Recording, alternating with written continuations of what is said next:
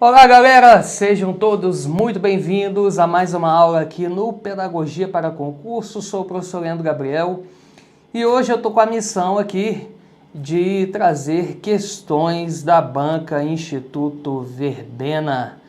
A Banca Instituto Verbena que está aí organizando concurso para Valparaíso de Goiás. E já fica aqui meu abraço, meu carinho a todos que estão presentes aqui na nossa aula de hoje. E lembre-se sempre, você é capaz, uma vaga é sua. Sem mais delongas, bora na tela. Eu trouxe aqui 21 questões, tá? Pra gente poder trabalhar hoje. Vamos começar aqui pela questão de número 1. Leia o texto a seguir. A BNCC e os currículos se identificam na comunhão de princípios e valores que orientam a LDB e as DCNs. Dessa maneira, reconhece-se que a educação tem compromisso com a formação e o desenvolvimento humano em suas dimensões intelectual, física, afetiva, social, ética, moral e simbólica. Além disso, ambos promovem papéis complementares para assegurar as aprendizagens essenciais definidas para cada etapa da educação básica. Tá aí o documento base, a BNCC. E nesse contexto, a BNCC orienta que o ensino deve promover o desenvolvimento de competências e habilidades. Aí, do nada, a banca vai lá e mete DCNs. Qual é a principal função das diretrizes curriculares nacionais? Substituir currículos estaduais e municipais? Cuidado com o verbo substituir. A Banca Instituto Verbena gosta muito desse verbo. Normalmente, quando ele aparece, a questão está errada. Então, substituir, não. Determinar conteúdos obrigatórios para as disciplinas e alunos, não é essa a principal função. Definir princípios, fundamentos e diretrizes gerais para a educação nacional. Aí sim. Letra D, aplicar avaliações nacionais padronizadas, também não é o caso. Portanto, pelas opções aqui indicadas pela banca, só pode ser a letra C de contra-cheque. E agora a gente parte para a nossa segunda questão de hoje. Os recursos didáticos estão a serviço do ensino quando tem função mediadora, facilitando a relação entre o aluno e o conhecimento. Seu uso tem que ser intencional e coerente com os objetivos educacionais propostos no planejamento, de modo que, letra A, favoreça a compreensão dos conteúdos e a participação ativa dos estudantes no processo de aprendizagem, sem dúvida nenhuma. Os conteúdos a serem ensinados, a serem trabalhados, devem estar conectados com os objetivos de aprendizagem. Então, a letra A está certa. Vamos ver as outras. Priorize a repetição e a memorização, não, em detrimento da reflexão crítica. Falso. Repetição, memorização, detrimento. Em detrimento é em prejuízo. Letra C. Contribua para contextualizar o conhecimento, ok. Agora, conforme a tendência pedagógica vigente, considerada da conjuntura, aí não, né? Direcione o processo de ensino para o desenvolvimento das competências, reduzindo sutilmente a intervenção docente. Cuidado também com essa palavra aqui, ó, reduzindo. Normalmente, quando ela aparece em questões da banca, a questão fica errada. Fiquem atentos a essas dicas de palavra-chave que eu vou indicando aqui durante a live, tá bom? Vamos aqui continuando, porque quando você identifica essas palavras, facilita muito na hora de você resolver a questão e chegar no gabarito correto. Vamos na próxima. 3. De acordo com a LDB, artigo 2º e 3º, a educação tem como finalidade o pleno desenvolvimento do educando e sua preparação para o exercício da cidadania. Com base nessa lei, a função social da escola está relacionada a quê? Vou dar um macete aqui quando apareceu uma questão da Banca Instituto Verbena sobre o tópico da função social. Apareceu o tópico função social da escola, você vai caçar o item que fizer referência à cidadania. A palavra-chave é essa, cidadania. A letra A já começa com um verbo inadequado, que seria uniformizar as igualdades existentes no ensino básico. Também muito cuidado com esse verbo em questões de prova. Permitir a complementação do ensino afetivo e social, manter a relação social e formal entre os alunos, ou contribuir para a formação de cidadãos críticos e participativos na vida social. Você pode pensar que a letra B ela tem um certo sentido porque fala de permitir a complementação de ensino afetivo e social. A letra C, manter uma relação social entre os alunos. O formal aqui é que pega, né, na C. Agora, o que eu falei? Qual que é a palavra-chave? Cidadania. Cidadãos. Contribuir para a formação de cidadãos, ainda mais cidadãos críticos e participativos na vida social. Letra D de danado, é o gabarito aí da questão de número 3. Continuando, vamos na questão 4. Integração e inclusão são conceitos distintos. Não confundam integração com inclusão. Os fundamentos da educação inclusiva esclarecem que a integração prevê que o aluno deve se adaptar às condições da escola com inserção parcial e condicional. Isso na integração. Enquanto a inclusão, o que a inclusão prevê? Então vamos aqui, só para ficar bem claro, bem amarradinho. Integração. O aluno tem que se integrar à escola e tem que se adaptar à escola. Na inclusão, é a escola que tem que se adaptar à realidade do aluno. É o contrário, tá? Então vamos aqui, Quando fala assim, letra A, insere total e incondicionalmente a todos os alunos, independentemente de sexo, idade, religião, origem étnica, raça e deficiência, garantindo o acesso por meio das adequações arquitetônicas, pedagógicas e de ensino. Aqui o item está ok. A inclusão insere total e incondicionalmente todos os alunos, independente aí de sexo, idade, etc. Por enquanto é essa. Vamos ver as outras. Letra B de bola. Estabelece matrículas de todos os alunos, independentemente de sexo, idade, religião, origem étnica, raça, e para os alunos com deficiência, a matrícula está condicionada à comprovação da sua condição? Não. Não há essa condição aí. Insere total e incondicionalmente a todos os alunos, independentemente de sexo, idade, religião, origem étnica, raça, e para os alunos com deficiência. A inserção ocorre em ambientes especializados? Na verdade, o que é a legislação e os documentos normativos sobre educação inclusiva prevêem? Que a inclusão, quando se trata, por exemplo, de atendimento educacional especializado, que seja de preferência na rede regular em classes comuns, tá? Não é a inserção que tem que ocorrer em ambientes especializados. Letra D, estabelece matrículas de todos os alunos, independentemente de sexo, idade, religião, origem étnica, raça e deficiência, garantindo o acesso por meio das adequações arquitetônicas, pedagógicas e de ensino, tendo em vista a normalização desses alunos. Nada a ver. Letra A, gabarito aí da 4. Questão 5 agora.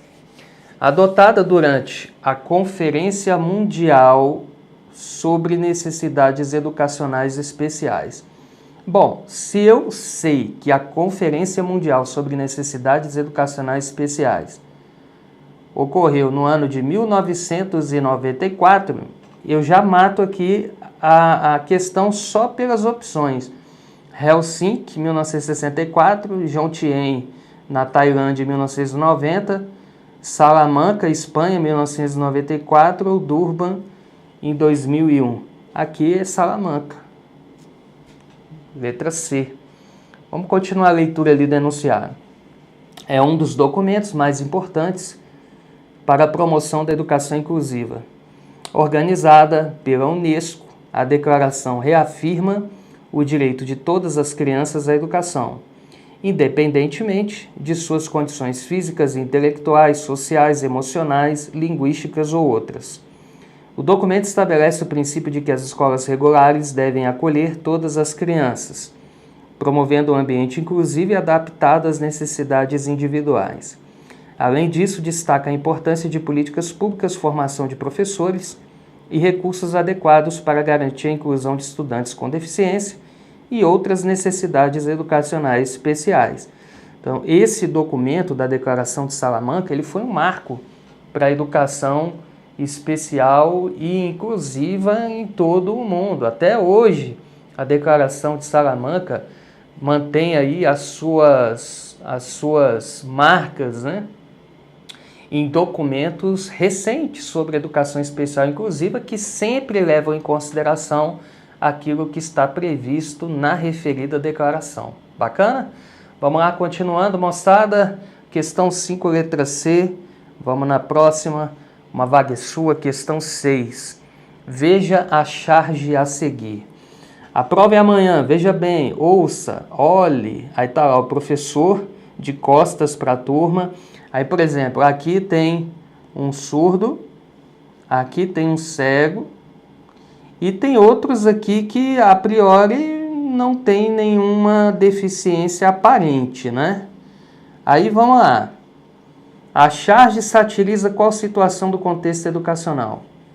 A falta de adaptação do currículo para garantir a inclusão dos estudantes com deficiência? A charge fala alguma coisa de currículo? Não. O despreparo dos professores, aí sim, para lidar com a diversidade dos estudantes com deficiência. Aí tá ok, tanto é que o professor tá até de costas. Ó, B.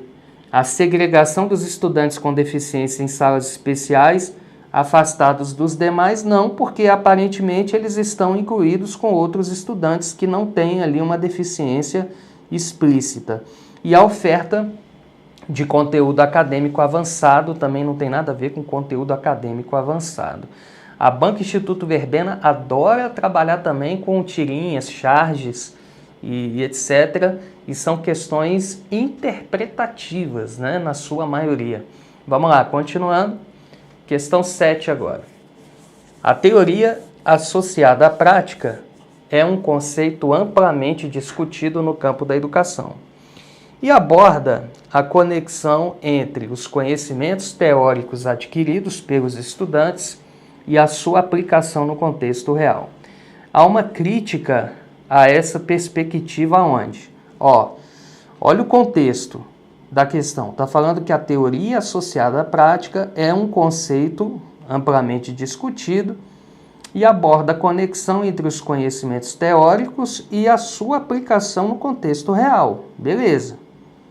Então, está falando, de certo modo, da importância dessa relação teoria e prática.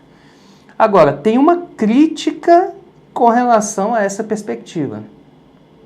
A letra A está dizendo assim: a integração entre teoria e prática no ensino fundamental sobrecarrega os professores, que acabam tendo que lidar com modelos teóricos distantes da realidade das escolas. Isso é uma crítica, não é? É. Vamos ver as outras. A conexão entre teoria e prática no ensino fundamental cria um ambiente de aprendizado mais dinâmico, onde os alunos veem a utilidade do que estão aprendendo. Isso é crítica? Não, não é crítica.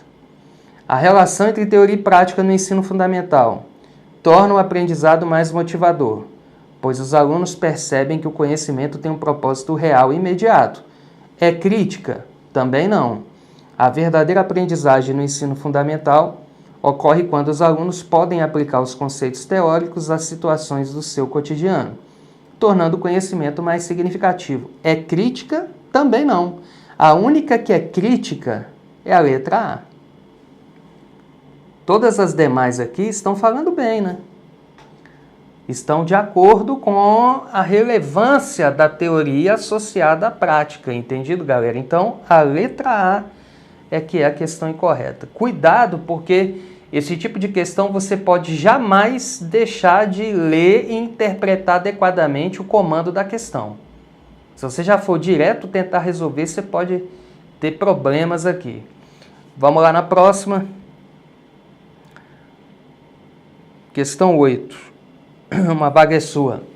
Como estabelece a LDB, em seu artigo 37, a EJA será destinada àqueles que não tiveram acesso ou continuidade de estudo, na idade própria onde?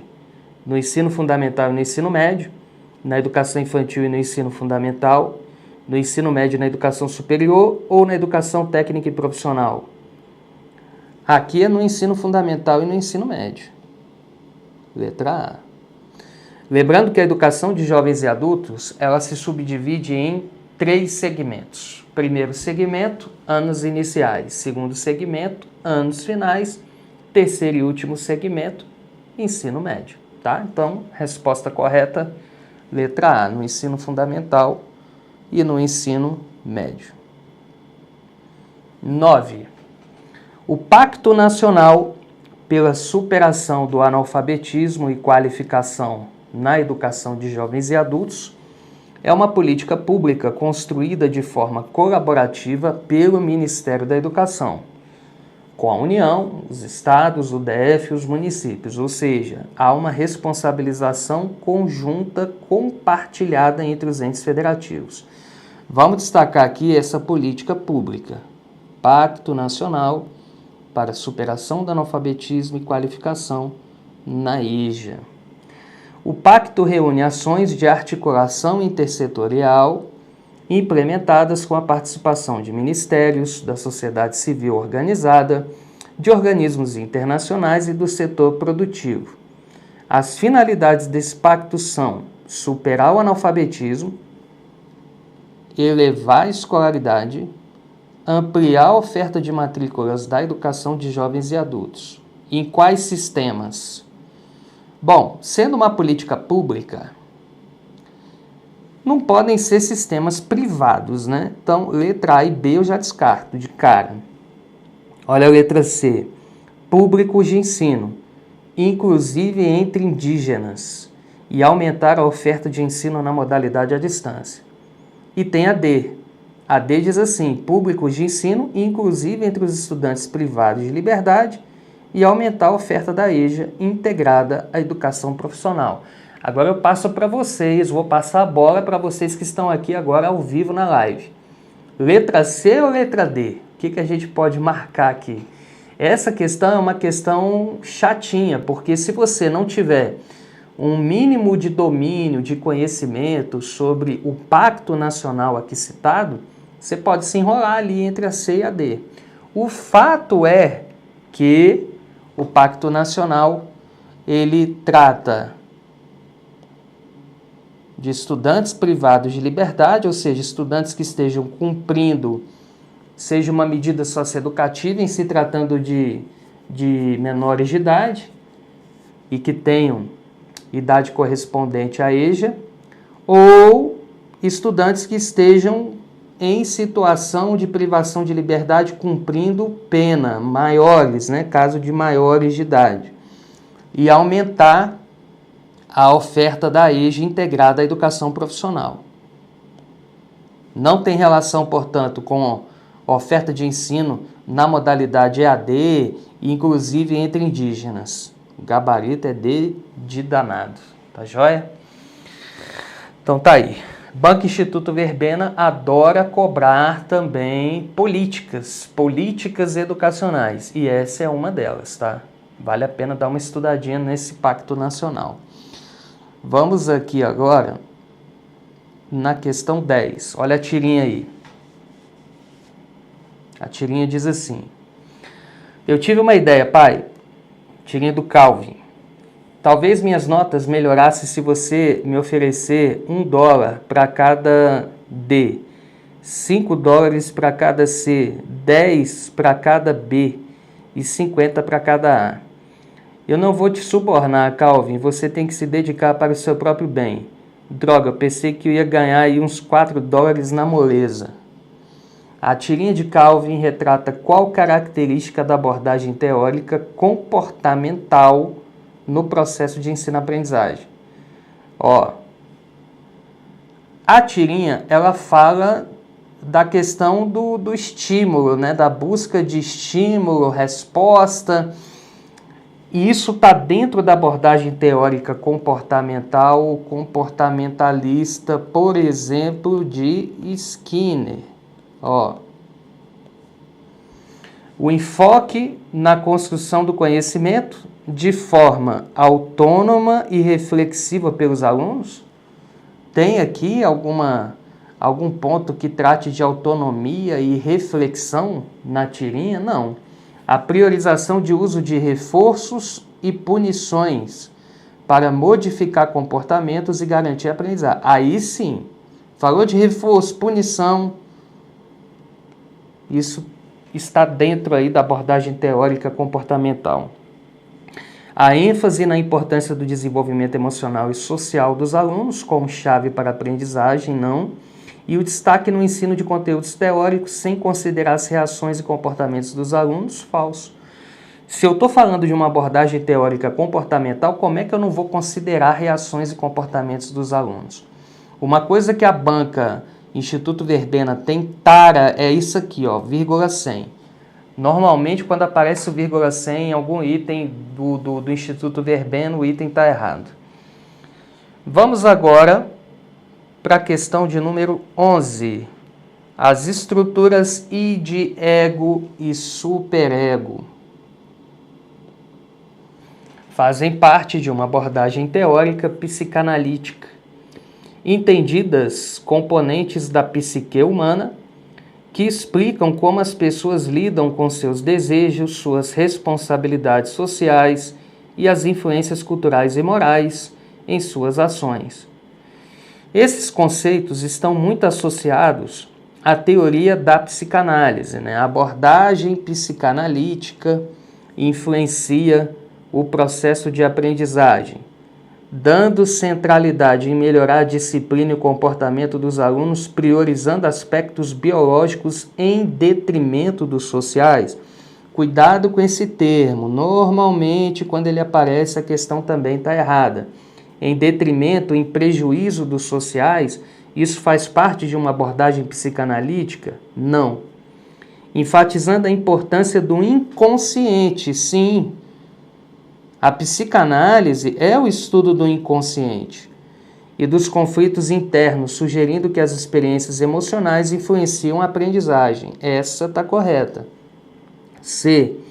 Priorizando o ensino de conteúdos técnicos e acadêmicos, não, deixando de lado a compreensão do comportamento dos alunos, falso. E D. Propondo que o ensino seja rigidamente estruturado, também não, desconsiderando as necessidades emocionais, falso. Cuidado também, porque Instituto Verbena adora isso aqui, ó, vírgula desconsiderando. Letra B de bola. Agora, Leandro, você poderia falar um pouquinho aí dos conceitos de id, ego, superego? Agora, vamos aqui, ó. Vamos trazer um pouquinho de teoria, né?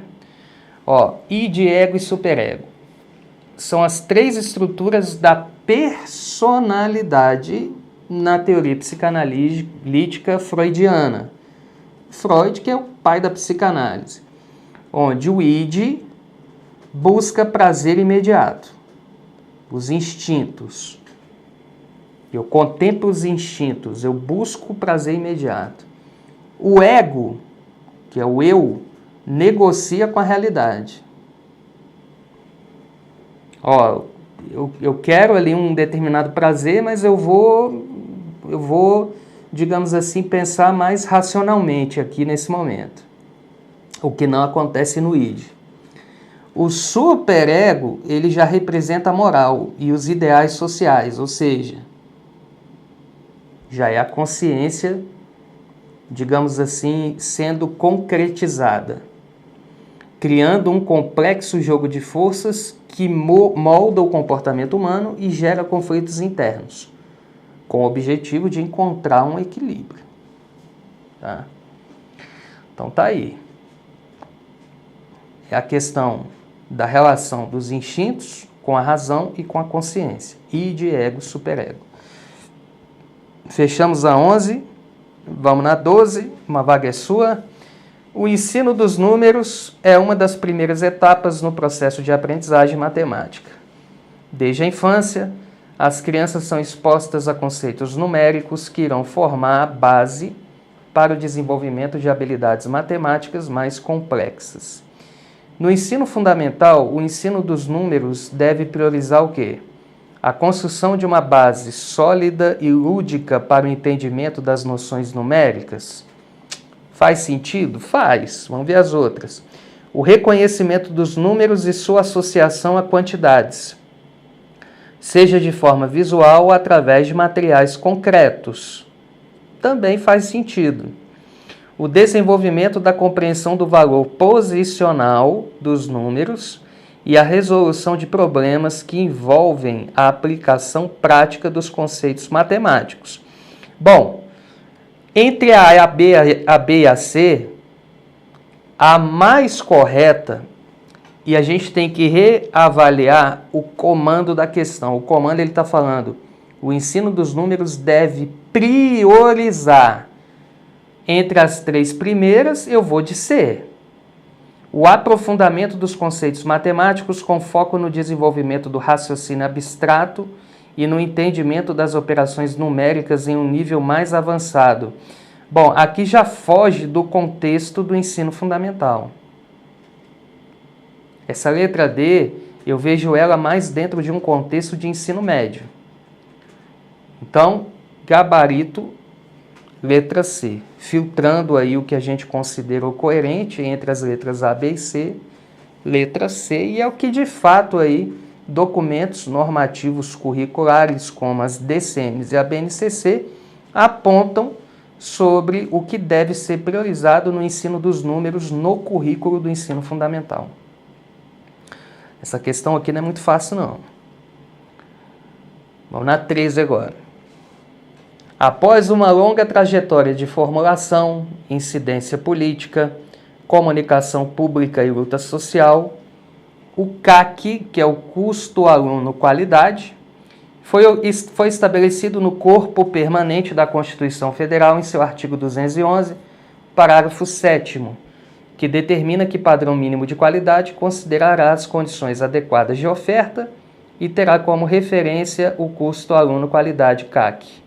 O CAQ trata-se de um indicador que, letra A, mostra quanto deve ser o mínimo investido ao ano por aluno de cada etapa e modalidade da educação básica. Mostra quanto deve ser o mínimo investido ao ano por aluno de cada etapa e modalidade. Vamos ver as outras. Letra B.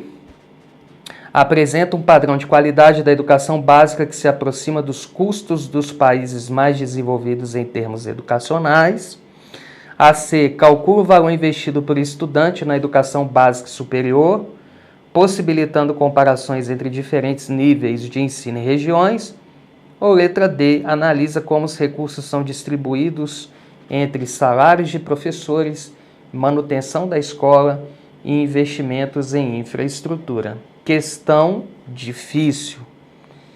Se o camarada não tiver um conhecimento mais aprofundado do que é o CAQ, ele pode se enrolar. Essa questão do custo aluno qualidade, ela é muito também destacada lá no Plano Nacional de Educação, no PNE. Vamos trazer um pouquinho de teoria para a gente poder resolver essa questão 13? Vamos aqui, ó. Custo aluno qualidade. O padrão de qualidade da educação básica que se aproxima dos custos dos países mais desenvolvidos. É o custo aluno qualidade. É aquilo que o governo projeta tendo como parâmetro indicadores educacionais já alcançados por países desenvolvidos, por países que estão no topo da qualidade dos serviços educacionais aí em todo o planeta. Então aqui, ó, ele representa o investimento necessário por aluno para garantir um nível de qualidade educacional similar ao de países desenvolvidos, sendo um avanço em relação ao custo aluno qualidade inicial, que define aí, no caso, um padrão mínimo. Ó, um avanço em relação ao CAQI, que é o custo aluno qualidade inicial. A diferença é que o CAQI, ele é menos ousado, ele vai definir um padrão mínimo de qualidade. O CAQ é um indicador que estabelece o custo por aluno para que a educação pública alcance um patamar de qualidade comparável ao de nações com bons sistemas educacionais, como a gente comentou. E a diferença para o CAQI. O CAQI é o padrão mínimo de qualidade, enquanto o CAQ é um objetivo mais ambicioso, resultado de um esforço progressivo de adaptação ao contexto econômico do país. Então, galera, o que a gente pode considerar aqui na questão 13? Gabarito é a letra B. Apresenta um padrão de qualidade da educação básica que se aproxima dos custos dos países mais desenvolvidos em termos educacionais. Tá certo? Vamos lá. Vamos para 14.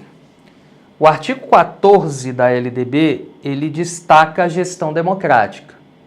Está aí um dos artigos mais importantes da Lei de Diretrizes e Bases. Continuando. Estabelece que lei dos respectivos estados e municípios e do DF definirá as normas da gestão democrática do ensino público na educação básica, de acordo com as suas peculiaridades e conforme alguns princípios, dentre eles a participação dos profissionais da educação na elaboração do projeto pedagógico da escola. O principal objetivo do PPP de uma escola é qual?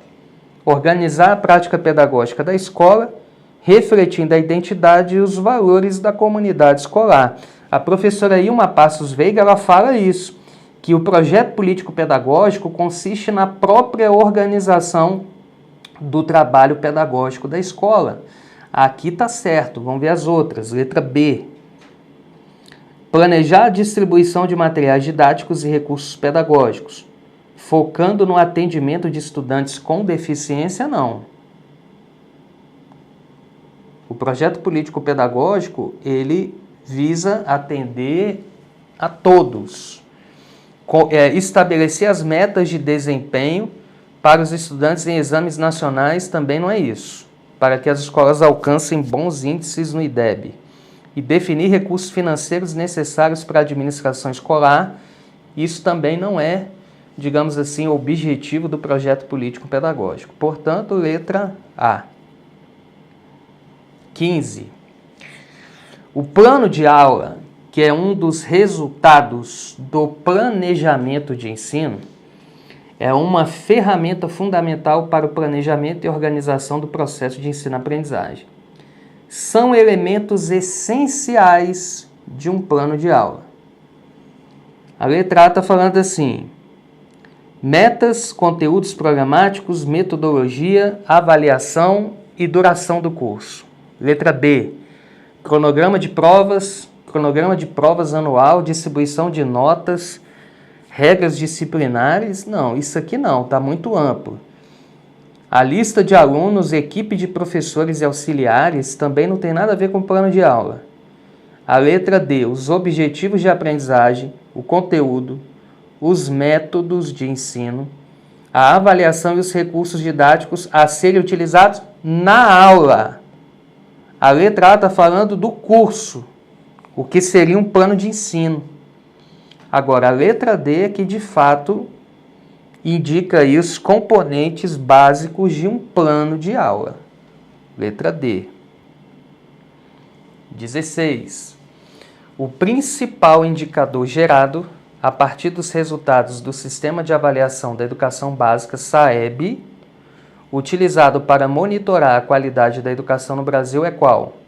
A Prova Brasil, o Enem O IDEB ou o censo escolar? Aqui é o IDEB, né, galera? É o Índice de Desenvolvimento da Educação Básica, letra C. Vamos para mais uma. 17. O sistema de avaliação educacional no Brasil desempenha um papel fundamental no monitoramento da qualidade do ensino e na formulação de políticas públicas. Esses sistemas permitem diagnosticar o desempenho dos estudantes, identificar desigualdades educacionais e orientar melhorias no currículo e na gestão escolar. No âmbito da educação superior, o sistema responsável pela avaliação desse nível de ensino é o SINAES, que é o Sistema Nacional de Avaliação da Educação Superior. Ao passo que na educação básica é o SAEB, o Sistema de Avaliação da Educação Básica. O SAEB consiste em quê? Um conjunto de avaliações externas em larga escala que permite realizar um diagnóstico da educação básica brasileira e de fatores que podem interferir no desempenho do estudante. Tá certo isso aqui? A priori, sim. Vamos ver as outras. Uma avaliação nacional para certificação de conclusão do ensino fundamental e médio? Não. Se tem uma avaliação direcionada para certificar conclusão de ensino fundamental e médio, é o ENSEJA, que é o Exame Nacional para Certificação de Competências na Educação de Jovens e Adultos. A letra C está falando uma avaliação coordenada que mede o desempenho de estudantes de 15 anos em leitura, matemática e ciências. Nada a ver. E letra D, um conjunto de avaliações internacionais? Não. Também não tem nada a ver com avaliações internacionais. Portanto, pelas opções aqui indicadas, só pode ser a letra A de aprovação em Valparaíso de Goiás. Vamos agora para a questão de número 18. Já coloca no chat aí se você já sabe o gabarito dessa 18. No Brasil, o órgão vinculado ao MEC, responsável pela execução de políticas educacionais no Brasil, especialmente no que se refere ao financiamento e à gestão de recursos destinados à educação básica e superior. Execução de políticas públicas, de políticas educacionais, especialmente no que se refere ao financiamento e à gestão de recursos destinados tanto à educação básica quanto à educação superior. É a CAPES, Coordenação de Aperfeiçoamento de Pessoal de Nível Superior. CAPES não tem nada a ver, porque a CAPES trabalha muito com as políticas de pós-graduação, tá? Estrito sensu, mestrado, doutorado, tem nada a ver com CAPES. Letra B, o Fundeb, Fundo de Manutenção e Desenvolvimento da Educação Básica e de Valorização dos Profissionais da Educação.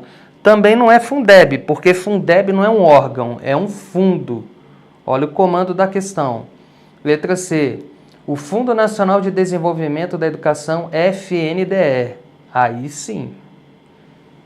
E Conselho Nacional de Desenvolvimento Científico e Tecnológico, CNPq, não tem nada a ver com CNPq. Questão 18, letra C. Instituto Verbena também tem muitas questões objetivas, né, como essa que a gente acabou de fazer aí. Vamos ver essa 19 agora.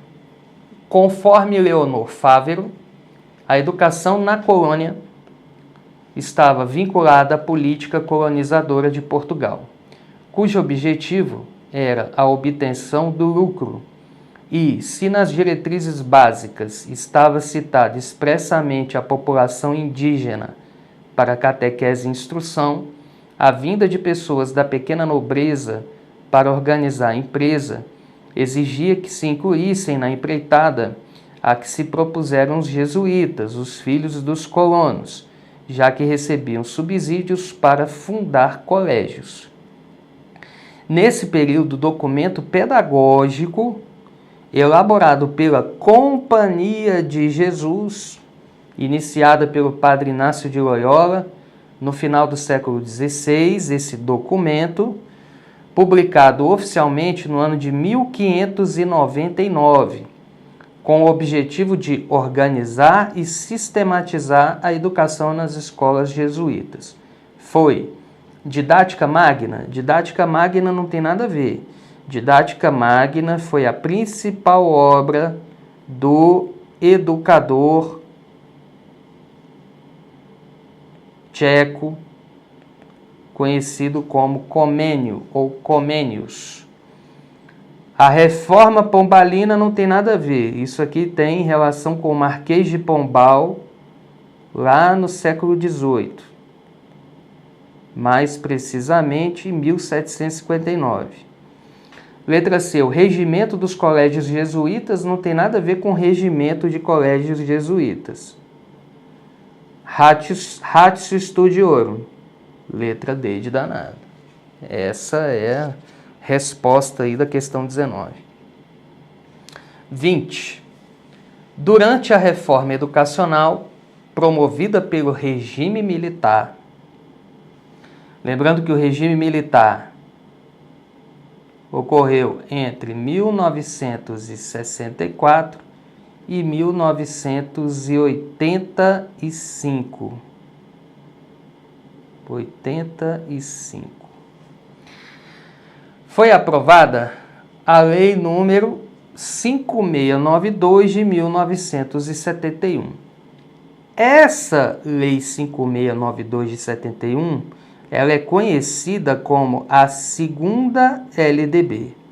Nós tivemos a primeira em 1961 e essa de 71. A terceira e atual, válida até hoje, é a Lei 9394/96. Vamos lá, continuando. Que fixou diretrizes e bases para o ensino de primeiro e segundo graus. À época, primeiro grau correspondia à educação infantil e ensino fundamental, segundo grau, ensino médio. Essa lei teve como objetivo fixar normas de articulação da escola média com as instituições de ensino superior, nada a ver. B. Incentivar a formação humanística e filosófica. Filosófica dentro desse contexto? Não. Ampliar a obrigatoriedade do ensino secundário para toda a população. Será a obrigatoriedade de um ensino secundário? O ensino secundário aí, ele correspondia ao atual ensino médio. Ou letra D, implementar a profissionalização para o ensino secundário. Letra D, né, pessoal? Implementar a profissionalização. Até porque, durante as décadas de 60, 70 e 80, nesse contexto aí do regime militar e no contexto em que a Lei 5692 foi promulgada e aprovada, qual que era a pedagogia dominante naquele contexto? A pedagogia tecnicista, né, pessoal? Era justamente a pedagogia tecnicista. Portanto, 20D de danado. Agora a gente entra na nossa última questão de hoje. Ó. Leia o texto a seguir. É o armazém dos modelos originários. O armazém aqui, no sentido de local, ambiente, dos modelos originários da formação social e humana, dos quadros culturais dessa formação e dos princípios que a regulam. A etnia, o dualismo social, a razão, a linguagem como domínio, mas também é uma galeria de diferenças, de oposições diversas no plano educativo, de modelos de formação cultural e humana. Esse período retratado da educação e da pedagogia trata-se do quê? Armazém de modelos originários. Antiguidade, Idade Média, Modernidade ou Contemporaneidade? Se eu estou falando de modelos originários, eu estou me referindo ao período da Antiguidade. Quando a gente fala de Antiguidade, se a gente for pegar o mundo ocidental, a gente tem o berço das civilizações ocidentais na antiga Grécia. Então você pega ali Grécia, Roma e tal. Então é a letra A, antiguidade. Com isso, fechamos aí 21 questões na nossa aula de hoje. Sigam Pedagogia para Concursos nas redes sociais. Vou deixar meu Instagram aqui também, @prof. Leandro Gabriel. Se você puder deixar aí uma avaliação da nossa live de hoje, fico muito feliz. E lembre-se sempre, você é capaz, uma vaga é sua. Até a próxima, tamo junto.